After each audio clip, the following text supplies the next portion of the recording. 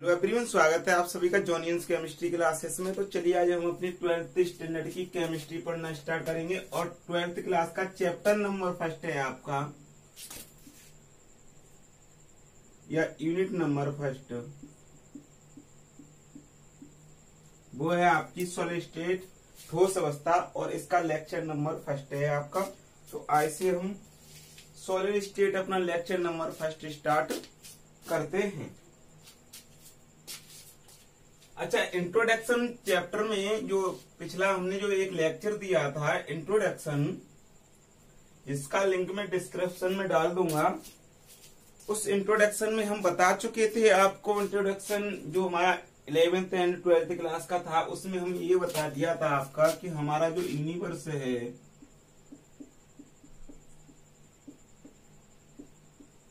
हमारा जो यूनिवर्स है ब्रह्मांड, यह दो चीजों से मिलकर बना है। Number first matter, number second ऊर्जा, एनर्जी। यानी कि हमने ये बता दिया था लास्ट लेक्चर में कि हमारा जो ब्रह्मांड है वो द्रव्य और ऊर्जा से मिलकर बना हुआ है। किससे? द्रव्य और ऊर्जा से मिलकर बना हुआ है। अच्छा, हमने आपको द्रव्य भी बता दिया था और ऊर्जा भी बता दी थी कि हमारा द्रव्य क्या है और ऊर्जा भी क्या है। अच्छा, बात ये चल रही कि तो हमारा ये द्रव्य है, इसकी जो अवस्थाएं हैं, द्रव्य की अवस्थाएं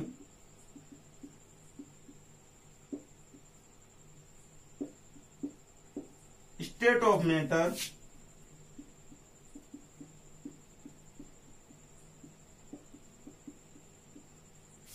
वो जनरली बात करें हम, जनरली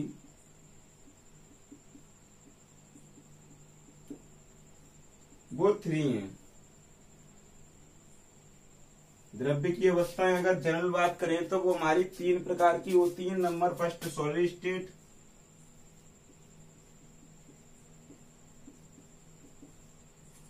और नंबर सेकंड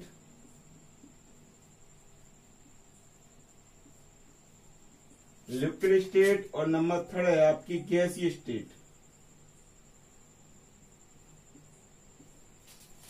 यानी कि हम मैटर की अवस्थाओं की बात करें, द्रव्य की अवस्था की बात करें, अगर जनरल द्रव्य की अवस्था की बात करते हैं तो हमारे ये 3 प्रकार की होती हैं: ठोस अवस्था, द्रव अवस्था और गैस अवस्था। अच्छा, अब इनको हम अलग अलग कैसे हम इनको स्टडी करेंगे कि इनको कौन से बेस पर हमने ये कहा कि भाई द्रव्य की ये वाली अवस्था ठोस है, और कौन से बेस पर हमने ये कहा कि द्रव्य की ये वाली द्रव है और ये वाली गैस है। तो देखो, on the basis of on the basis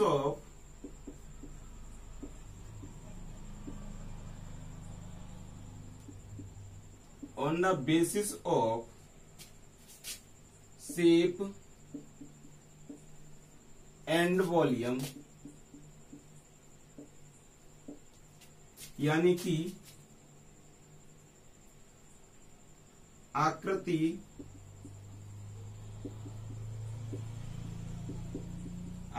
और आयतन के आधार पर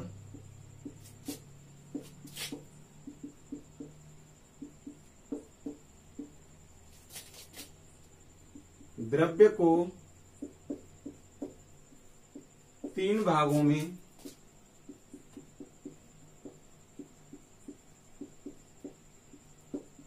बांटा गया है। यानी कि on the basis of shape the participated the matter of 3 parts, यानी कि 3 बार डिवाइडेशन के participated on the basis of shape and volume the division of matter 3 types. Number first आपका solid, number second liquid, number 3 gaseous अवस्था। ठीक है, तो देखिए कैसे कैसे बांटा गया। अगर एक तरफ यहाँ पर हम समझ के चल रही है हमारी ठोस अवस्था है, यहां लिख दिया हमने द्रव अवस्था, और नंबर 3 गैसीय अवस्था।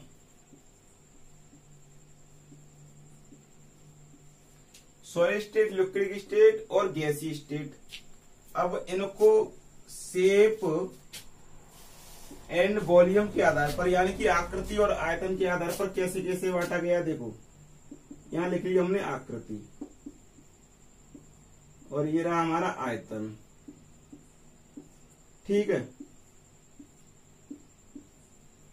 अच्छा, हिंदी इसलिए यूज करके चल रहा हूँ और इंग्लिश भी थोड़ी बहुत करके चल रहा हूँ क्योंकि ज्यादातर मोस्टली जो बच्चे हैं वो हमारे यूपी बोर्ड या स्टेट बोर्ड से ही जुड़े हुए हैं, तो उनको 12th स्टैंडर्ड में इंग्लिश इतनी समझ में नहीं आती है। तो देखो इंग्लिश के भी थोड़े बहुत पढ़ और हिंदी के भी दोनों साथ साथ करके हम लेकर के चल रहे हैं। ठीक है।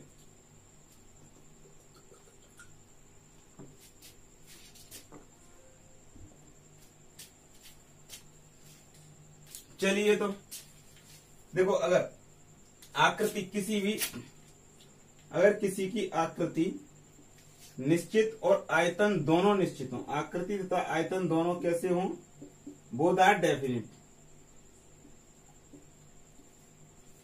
दोनों कैसे होते हैं, निश्चित, तो उसे हम क्या कहते हैं, ठोस अवस्था। यानी कि आकृति और आयतन हमारा दोनों कैसा है, डेफिनिट। सपोज हमने एक नमक का टुकड़ा लिया, हम जानते हैं NaCl हमारा कैसा है, सॉलिड है। अच्छा, कैसे हम चेक करेंगे, क्योंकि अगर हम NaCl को कहीं पर भी रख दें तो उसकी आकृति तो चेंज होगी नहीं। ठीक है, आकृति चेंज नहीं होगी उसको, और दूसरी बात उसका आयतन भी चेंज नहीं होगा। अगर किसी टेबल पर रखा हुआ है तो उसका भी वॉल्यूम उतना ही होगा, या किसी और जगह पर रखा हुआ है वहां पर भी उसका वॉल्यूम वही होगा। यानी कि उसकी आकृति और आयतन कैसे होते हैं, दोनों निश्चित होते हैं, तो वो ठोस अवस्था कहलाती है। अच्छा, द्रव अवस्था क्या कहलाते हैं, जैसे हमारा मान के चलो पानी है। अब मान के चलिए इसमें हमारा 1 लीटर पानी है। ठीक है, अब इसने क्या किया, 1 लीटर हमारा पानी है, यानी कि 1 लीटर पानी है, तो इसका मतलब ये हुआ हमारा वॉल्यूम कितना, 1 लीटर। अब इस 1 लीटर पानी को किसी ड्राम में डाल दिया जाए तो जो इसकी जो आकृति थी वो इसने इस जैसी आकृति को ग्रेड कर लिया। जब ड्राम में डाला, किसी में कंटेनर में डाला, तो उसकी आकृति को, शेप को उसने एब्जॉर्ब कर लिया, उसकी ग्रेड कर ली। इसी प्रकार से, लेकिन पानी कितना ही रहा, 1 लीटर। चाहे वो बाल्टी में डाल दो या किसी में डाल दो या भगोनी में डालो, किसी भी XYZ में किसी में 1 लीटर वॉल्यूम के पानी को डाल दो, लेकिन उसकी जो वॉल्यूम रहेगा वो 1 ही लीटर रहेगा। यानी कि जो वॉल्यूम रहेगा, यानी कि जो आपका आयतन रहेगा वो तो कैसा रहेगा, डेफिनिट रहेगा। आयतन डेफिनिट रहेगा, लेकिन उसकी जो शेप है, आकृति है, वो चेंज हो जाएगी।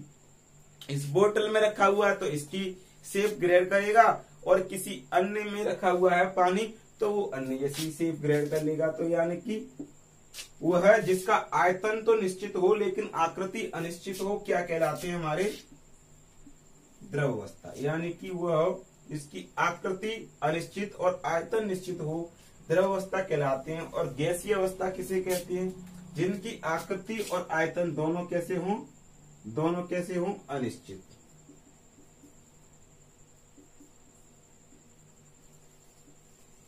दोनों अनिश्चित हों तो वो हमारे गैसीय अवस्था कहलाते हैं। ठीक है, तो इतना हमने समझ लिया। अब हमें यहाँ पर पढ़ना क्या है, ठोस अवस्था, यानी कि सॉलिड स्टेट हमें समझनी है। तो चलिए देखते हैं सॉलिड स्टेट क्या है।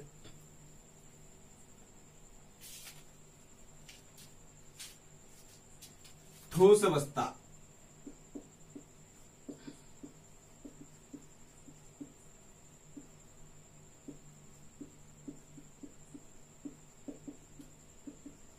Solid state. देखिए, अगर हम इसको सॉलिड स्टेट को आकर्षण, हमने जनरली क्या पढ़ा हुआ है कि जो हमारे ठोस होते हैं उनके बीच में आकर्षण बल सबसे ज्यादा अधिक होता है।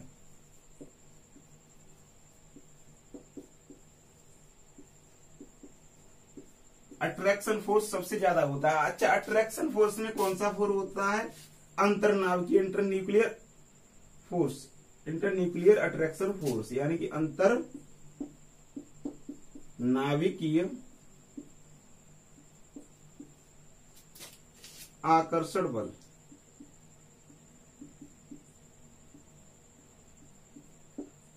ठीक है, ये अणुओं के बीच में लगने वाला फोर्स होता है, अंतर्नाभिकीय आकर्षण बल होता है। हमने क्या पढ़ा है कि जिनके बीच में अट्रैक्शन फोर्स बोले यानी कि अंतर्नाभिकीय बल इंटरन्यूक्लियर फोर्स होता है वो सॉलिड में सबसे ज्यादा होता है, लिक्विड में कम होता है और गैस में सबसे कम होता है। यानी कि जो हमारा इसका मतलब ये हुआ जिसमें अट्रैक्शन फोर्स यानी कि इसमें इंटरन्यूक्लियर अट्रैक्शन फोर्स जितना ज्यादा अधिक होगा, जितना ज्यादा अधिक होगा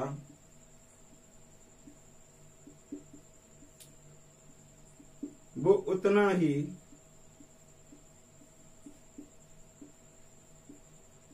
मजबूत होगा। इसका मतलब यह हुआ कि जिसका अंतर्नाभिकीय आकर्षण बल जितना ज्यादा अधिक होगा वो उतना ही मजबूत होगा। लेकिन ऐसा नहीं है, हमारा जो सॉलिड होते हैं वो इंटरन्यूक्लियर फोर्स पर तो डिपेंड करते हैं, इंटरन्यूक्लियर फोर्स पर तो डिपेंड करते हैं, लेकिन इसके साथ साथ एक चीज पर भी डिपेंड करते हैं, वो है उसकी व्यवस्था यानी कि अरेंजमेंट।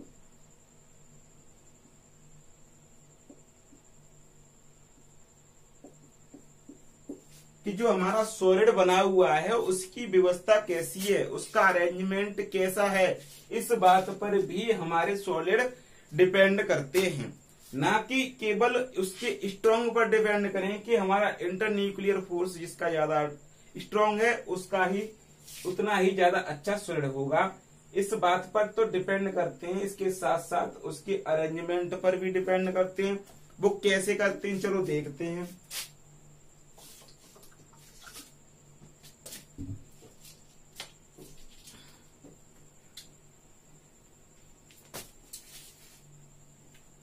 अच्छा, साथ साथ नोट्स बनाते चलिए, ठीक है। देखो, हम जानते हैं जो हमारे आकर्षण बल होते हैं, अंतर्नाभिकीय बल अट्रैक्शन फोर्स,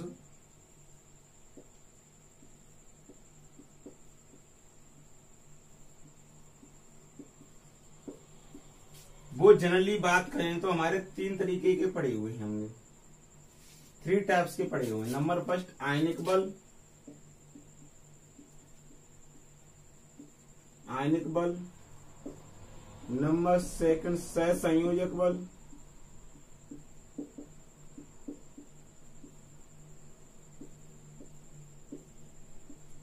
और नंबर थर्ड वैन डर वाल्स बल।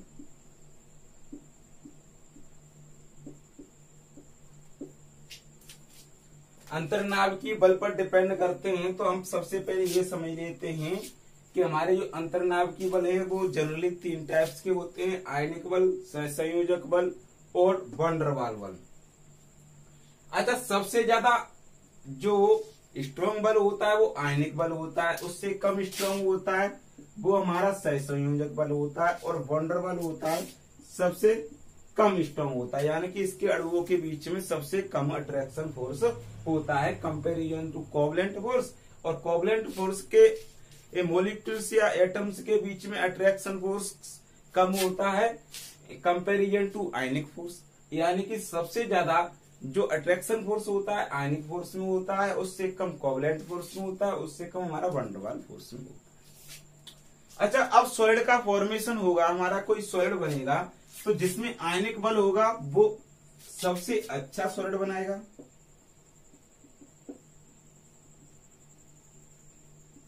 सबसे अच्छा ठोस बनाएगा,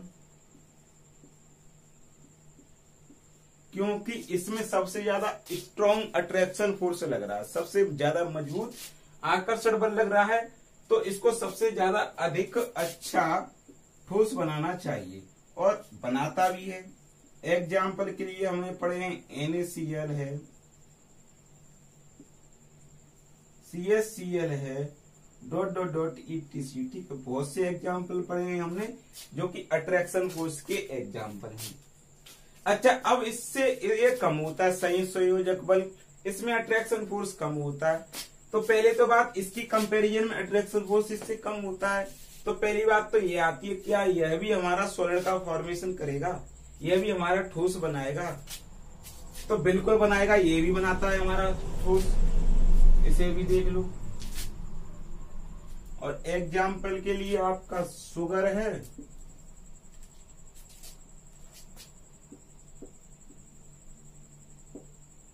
शुगर है, और आपका देखो शुगर मीन्स चीनी, और आपका डायमंड यानी कि हीरा। शुगर भी सहसंयोजक बल का एग्जाम्पल है और हीरा भी सहसंयोजक बल का एग्जाम्पल है। अच्छा, हमने ये पढ़ा हुआ है कि जो हीरा है वो सबसे अच्छा सॉलिड होता है। हीरा कैसा होता है? हमारा सबसे अच्छा सॉलिड होता है और सबसे महंगा और सबसे चमकीला। तो सबसे अच्छा जो सॉलिड का फॉर्मेशन हो रहा है वो सॉलिड का फॉर्मेशन आयनिक बल को करना चाहिए, और यहाँ पर क्या हो रहा है? इसका उल्टा हो रहा है, जबकि इसके अट्रैक्शन फोर्स कम है। लेकिन सबसे अच्छा जो सॉलिड बना रहा है वो सहसंयोजक बल बना रहा है, हीरा। तो अभी जो हम डेफिनेशन पढ़ रहे थे कि जिसका सबसे ज्यादा अट्रैक्शन फोर्स होगा जिनके अणुओं या मॉलिक्यूल्स के बीच में, जिनके अणुओं या मॉलिक्यूल्स के बीच में जितना ज्यादा अट्रैक्शन फोर्स होगा और वो इतना ही अच्छा हमारा सॉलिड बनाएगा, लेकिन ऐसा बिल्कुल नहीं है। अच्छा, अब बात आती है वंडरवॉल बल की। अब वंडरवॉल बल का नाम सुनते ही आप लोगों ने सोचा होगा ये तो हमने 11th में पढ़ाई है फिजिक्स में, और ये किसके बीच में लगता है? गैसों के बीच में, यानी कि गैसों के अणुओं के बीच लगने वाले बल को वंडरवॉल बल कहते हैं। लेकिन ऐसा बिल्कुल नहीं है, ये केवल गैसों के अणुओं के बीच में ही बल नहीं लगता, बल्कि ये हमारे सॉलिड का भी फॉर्मेशन करता है। ये हमारा बल्कि सॉलिड भी बनाता है। एग्जाम्पल के लिए आप देख लो I2 सॉलिड और आइस यानी कि बर्फ। तो कहने का मतलब ये हुआ हमारा, जो हम ठोस अवस्था की परिभाषा दे रहे थे, जो डेफिनेशन दे रहे थे हम सॉलिड स्टेट की, वो ये थी कि जो जिनके बीच में जितना ज्यादा अधिक अट्रैक्शन फोर्स होगा वो उतना ही ज्यादा अधिक अच्छा सॉलिड बनाएगा। अगर अट्रैक्शन फोर्स पर ये बात डिपेंड करती सॉलिड के फॉर्मेशन वाली, तो यहाँ पर सबसे अच्छा जो सॉलिड बनाता वो आयनिक बल बनाता, लेकिन यहाँ पर हमारा कोवलेंट फोर्स बना रहा है और वंडरवॉल फोर्स तो बनाता ही नहीं। लेकिन ऐसा नहीं है, यहाँ पर हमारा वंडरवॉल फोर्स भी हमारा सॉलिड का फॉर्मेशन कर रहा है। अच्छा,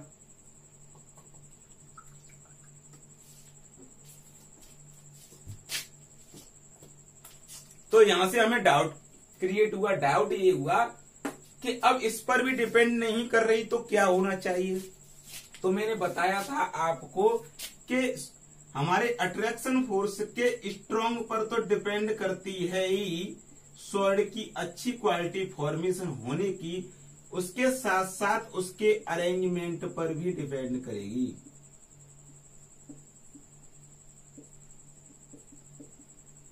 मीन्स उसकी व्यवस्था पर भी निर्भर करती है। किस पर? कि जो हमारे एटम हैं वो किस रूप में व्यवस्थित किए गए हैं, इस चीज पर हमारा निर्भर करता है कि हमारा जो सॉलिड का फॉर्मेशन हुआ है वो कैसा है, मजबूत है या अच्छा है। अच्छा, हमने यहाँ पर अपने अट्रैक्शन फोर्स पढ़ लिए और उसकी देख ली क्वालिटी, कौन सा ज्यादा स्ट्रॉन्ग है, कौन सा कम है, कौन सा कम है।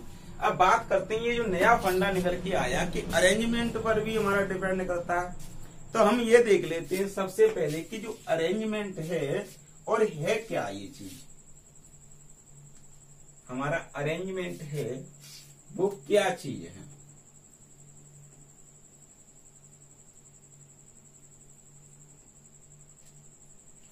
अरेंजमेंट हिंदी में बोले तो व्यवस्था।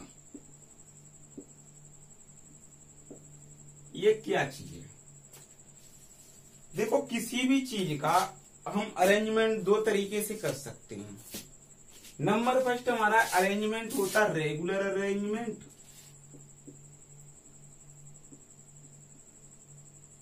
और नंबर सेकंड होता है हमारा इरेगुलर।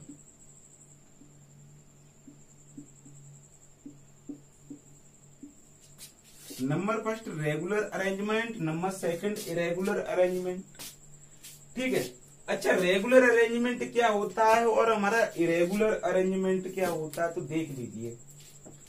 हमने आपको कई एटम दिए, एटम मीन्स बहुत सारे एटम दिए हमने आपको। ये एटम है जो कि फुटबॉल टाइप्स के होते हैं, ठीक है, 3D में होते हैं सारे सॉलिड। इस बात को आप कान मान के रख लो। इतने हमने आपको एटम दिए और हमने कहा कि इसको अरेंज करो। मान के चलो हमने आपसे कहा कि इस रूम में इन जो सॉलिड के ये दिए हैं, हमने एटम दिए हैं, फुटबॉल दिए हैं, इनको अरेंज करो। तो आपके पास दो प्रोबेबिलिटी होगी। एक तो उसको रेगुलर अरेंज करोगे, यानी कि लेयर लगा लोगे। पहले तो ये एटम के साथ में एटम, एटम के साथ में, फिर ये एटम, फिर ये एटम, फिर ये एटम, फिर ये एटम, फिर ये एटम, फिर ये एटम, ये एटम, ये एटम, यानी फुटबॉल टाइप के होते हैं। ये ऐसे इसके ऊपर ऊपर ऊपर, यानी कि एक रेगुलर अरेंजमेंट कर लिया हमने। इस तरीके से कर सकते हैं। तो इसमें क्या होता है, हम किधर भी इसे झांक कर देखें, किसी भी कोने से देखें, किसी भी कोने से देखें, तो जो हमारा इनकी अरेंजमेंट है वो एक जैसी दिखाई देगी। तो इसको हम रेगुलर अरेंजमेंट कहते हैं।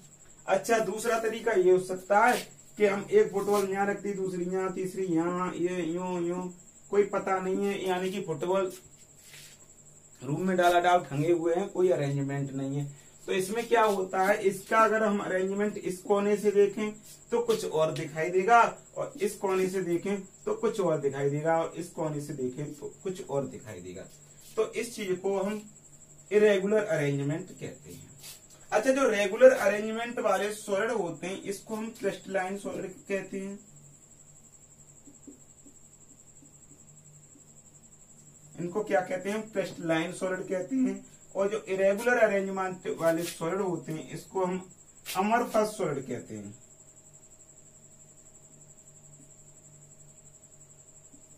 कौन से सॉलिड कहते हैं, अमरफस सॉलिड कहते हैं। चलिए, तो आज के लिए बहुत है, और नेक्स्ट लेक्चर में हम डिफरेंस पढ़ेंगे कि हमारा क्रिस्टलाइन सॉलिड और अमरफस सॉलिड में क्या क्या डिफरेंस है। अच्छा, अगर वीडियो अच्छा लगा तो हमारे इस वीडियो को लाइक कीजिए, चैनल को सब्सक्राइब कीजिए और शेयर कीजिए। और आपको पूरी की पूरी जो सॉलिड स्टेट ही नहीं, पूरी की पूरा जो कोर्स है 12th स्टैंडर्ड का पूरा बिल्कुल फ्री में इसी चैनल पर कराया जाएगा। तो ज्यादा से ज्यादा हमसे जुड़िए और अपने दोस्तों को शेयर कीजिए।